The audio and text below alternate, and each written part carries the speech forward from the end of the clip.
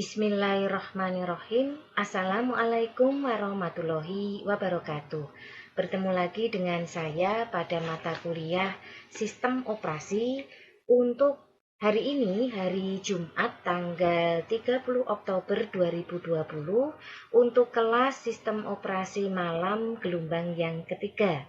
Pada malam hari ini kita masuk pada pertemuan yang ketiga. Nah, untuk pertemuan yang ketiga ini saya akan memberikan materi tentang komponen dari sistem operasi.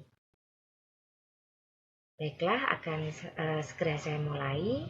Jadi di sini untuk komponen sistem operasi itu ternyata terbagi menjadi beberapa sub, yaitu ada manajemen proses, ada manajemen memori utama, ada manajemen secondary storage, ada manajemen sistem I/O, ada manajemen berkas, sistem proteksi, jaringan, dan command interpreter system.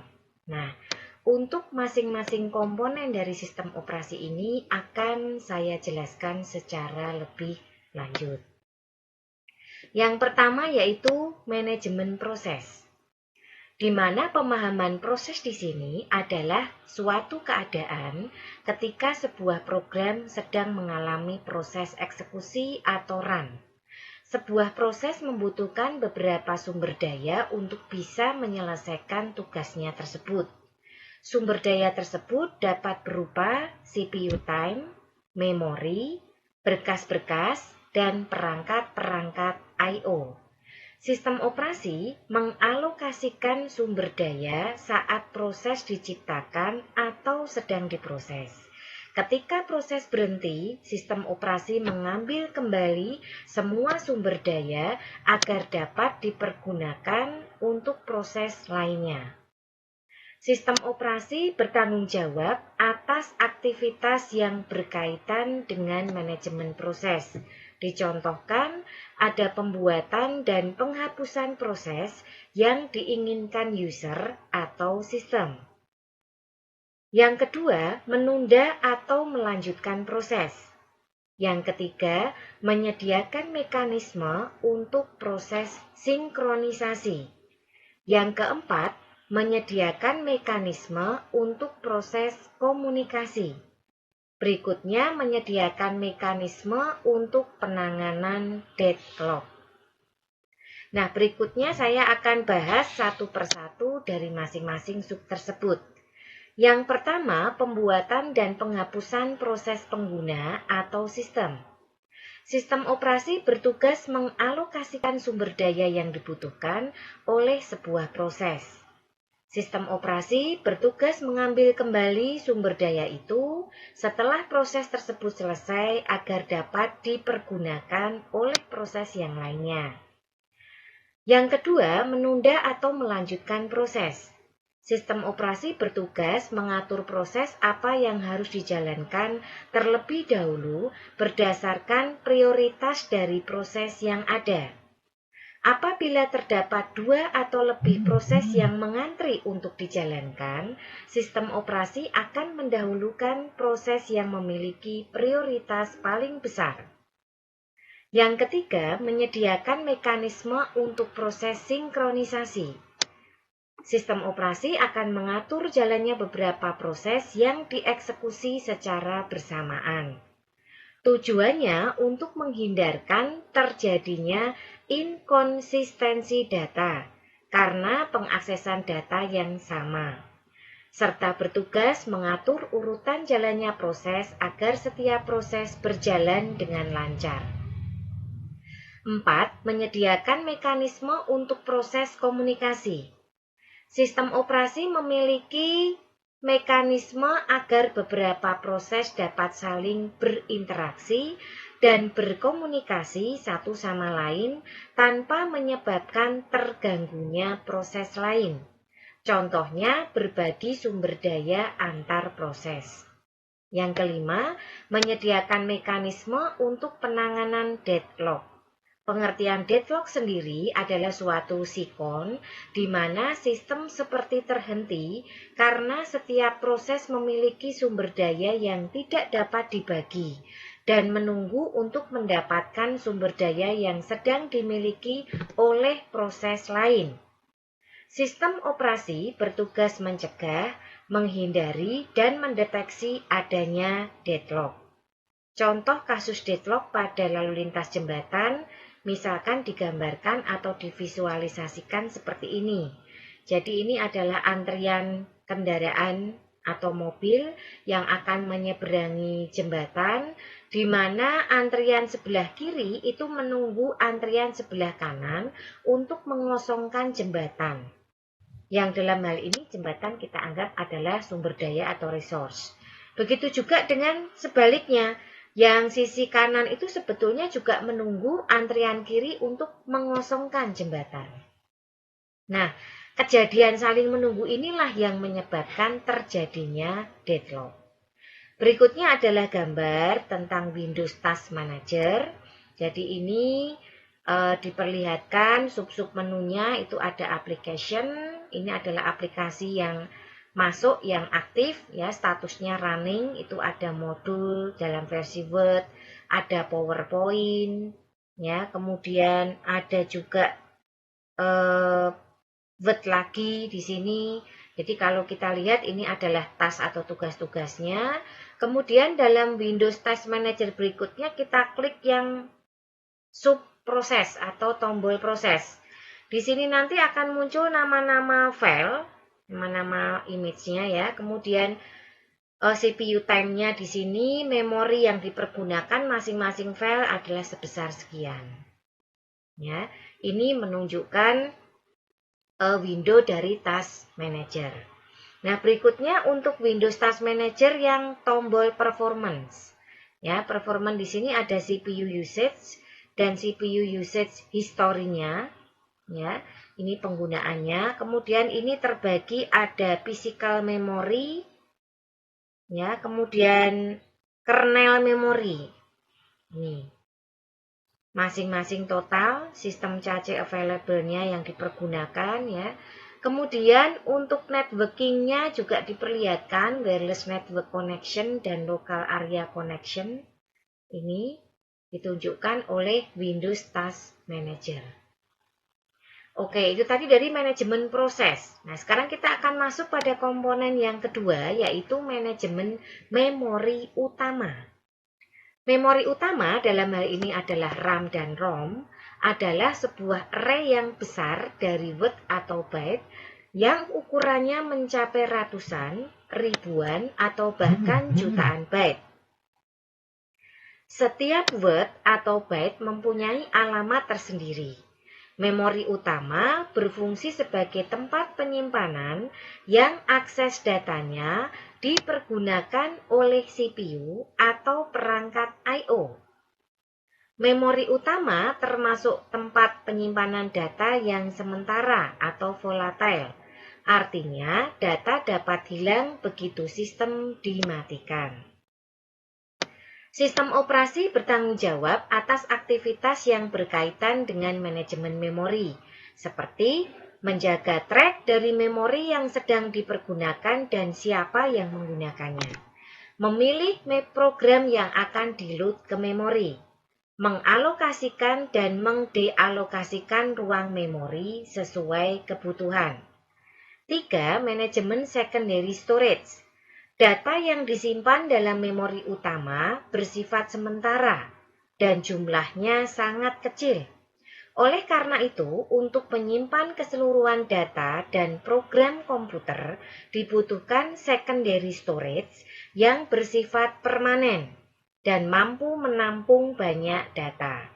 Sistem operasi bertanggung jawab atas aktivitas-aktivitas yang berkaitan dengan disk management seperti free space management, alokasi penyimpanan, dan penjadwalan disk. Sarana penyimpanan sekunder memiliki fungsi-fungsi sebagai berikut. 1. Menyimpan berkas secara permanen. Data atau berkas diletakkan secara fisik pada piringan magnet dari disk yang tidak hilang walaupun komputer dimatikan atau non-volatile. Menyimpan program yang belum dieksekusi prosesor.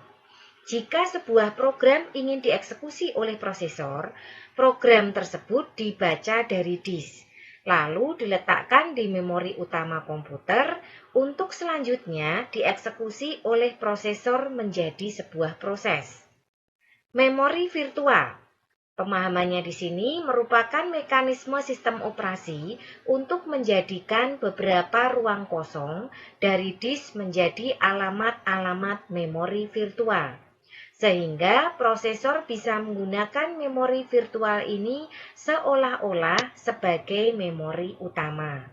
Akan tetapi, karena letaknya di penyimpanan sekunder, akses prosesor ke memori virtual menjadi jauh lebih lambat dan menghambat kinerja dari komputer. Nah, berikut adalah bagan atau gambar dari komputer manajemen, di mana untuk masuk ini kita klik saja, ya bisa dilihat di sini. Kita masuk ke Windows Explorer, kemudian nanti pada bagian disk PC ini kita klik kanan, pilih Manage, maka nanti akan muncul komputer manajemen. Nah, di sini untuk komputer manajemen itu ada beberapa sub bagian lokal ya. Jadi sistem tools itu terdiri dari event viewer, share folders, local user and groups, performance log and alert, device manager. Storage sendiri terbagi ada removable storage, disk defragmenter, dan disk management. Kemudian yang terakhir ada service and application. Nah, ini adalah komputer manajemen. Berikutnya kita akan cek untuk disk management. Ya, disk management ini ketika diklik maka nanti muncul tampilan seperti ini. Jadi ini adalah beberapa partisi yang dibuat di dalam disk ya. Kemudian statusnya ya, healthy, aktif, merupakan sistem ya. Kemudian kapasitasnya untuk free space-nya dari masing-masing partisi tadi. Kemudian fault tolerance, overhead. Nah, jadi di sini kita bisa cek apakah kondisi partisi yang dibuat dalam keadaan healthy atau tidak ya. Kemudian partisi tersebut nanti berfungsi sebagai apa? Misal sebagai sistem, kemudian aktif atau unknown partition ya. Ini di sini sudah disebutkan kegunaan masing-masing disk tersebut. Oke, kita masuk pada komponen yang keempat, yaitu manajemen sistem I/O. Pekerjaan utama yang dilakukan sistem komputer selain melakukan komputasi adalah masukan atau keluaran. Dalam kenyataannya, waktu yang dibutuhkan untuk komputasi biasanya lebih sedikit dibandingkan waktu untuk I/O. Sehingga manajemen I/O menjadi komponen penting bagi sebuah sistem operasi. Fungsi-fungsi sistem operasi untuk I/O itu diantaranya 1. Penyanggahan atau buffering, menampung data sementara dari atau ke perangkat I/O. 2. Penjadwalan atau scheduling, melakukan penjadwalan pemakaian I/O sistem agar lebih efisien. Yang ketiga, spooling, meletakkan suatu program pada buffer agar setiap perangkat dapat mengaksesnya. 4. Menyediakan driver perangkat yang umum.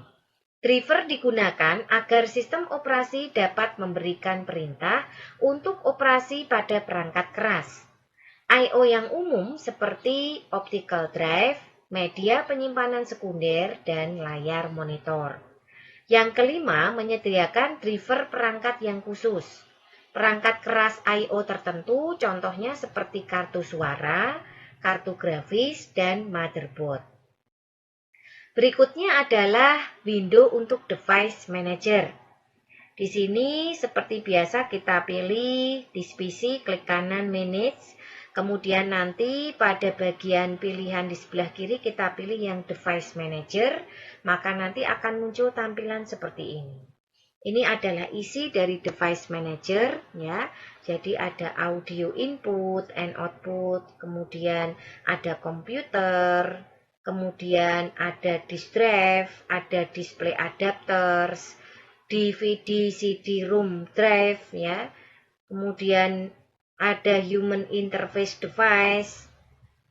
Banyak sekali di sini sub-sub yang ada di dalam device manager yang bisa dipergunakan oleh sistem operasi untuk lebih mengoptimalkan fungsi dari penggunaan komputer. Nah, berikutnya kita masuk pada komponen yang kelima, yaitu manajemen berkas. Berkas sendiri pemahamannya adalah kumpulan informasi yang berhubungan sesuai dengan tujuan pembuat berkas tersebut. Berkas dapat mempunyai struktur yang bersifat hierarkis, contohnya seperti direktori, volume, dan lain-lain. Sistem operasi bertanggung jawab biasanya terhadap 1.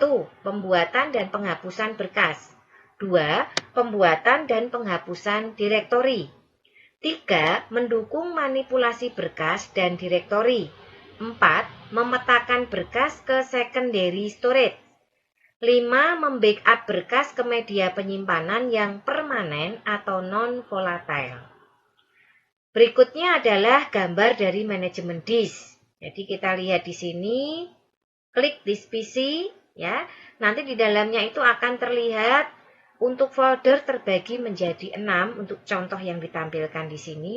Ada folder desktop, ada folder documents, ada folder downloads, ada folder musik, ada folder pictures, dan ada folder video. Masing-masing subfolder ini disediakan sesuai dengan kebutuhan penyimpanan. Jadi di-manage dengan baik, sehingga seandainya Anda punya file tentang video, bisa masuk ke subfolder video. Punya file tentang pictures, bisa masuk ke subfolder pictures. Begitu selanjutnya. Kemudian ada device and drive. Ini ada drive C, drive D, drive E, backup F, dan DVD RW drive atau masuk ke G. Kemudian ada network location. Nah, ini menunjukkan manajemen disk pada sebuah contoh komputer ya. Kemudian manajemen berkas. Dilihat di sini masuk ke modul SO ya.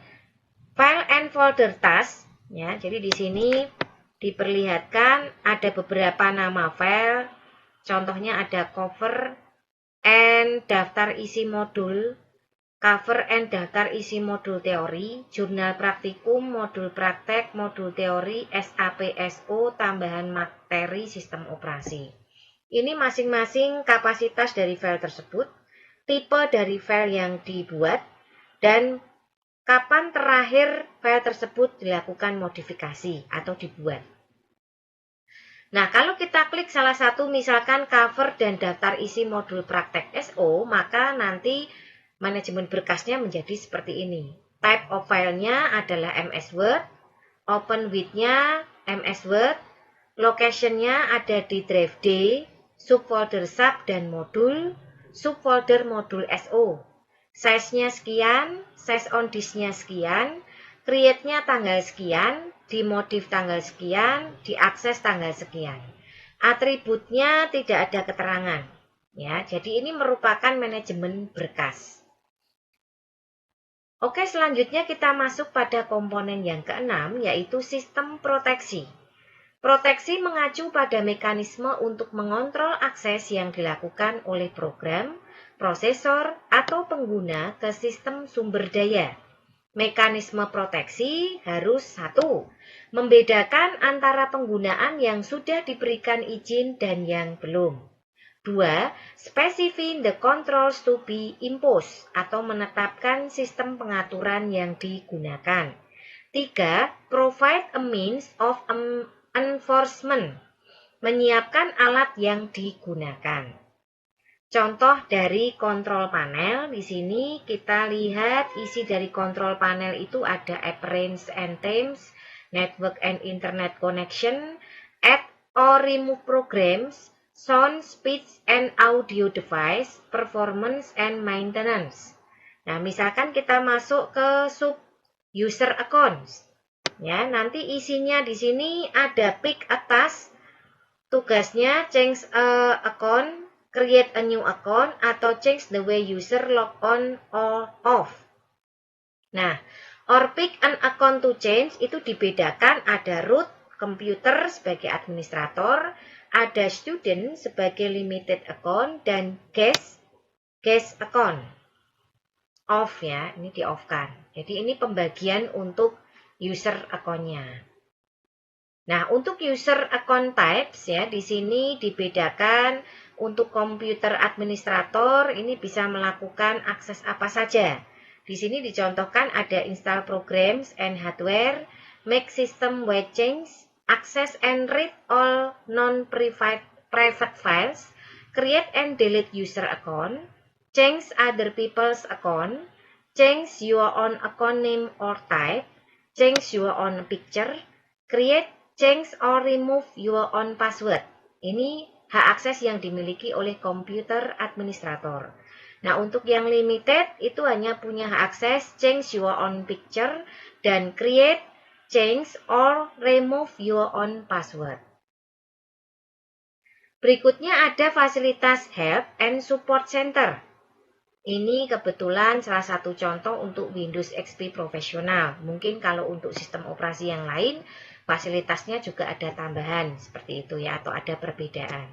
Nah, di sini kita lihat untuk kontrol panel subnya apa saja. Kemudian user account and password itu tugasnya apa saja di sini. Overview artikel and tutorialnya juga diperlihatkan di sini.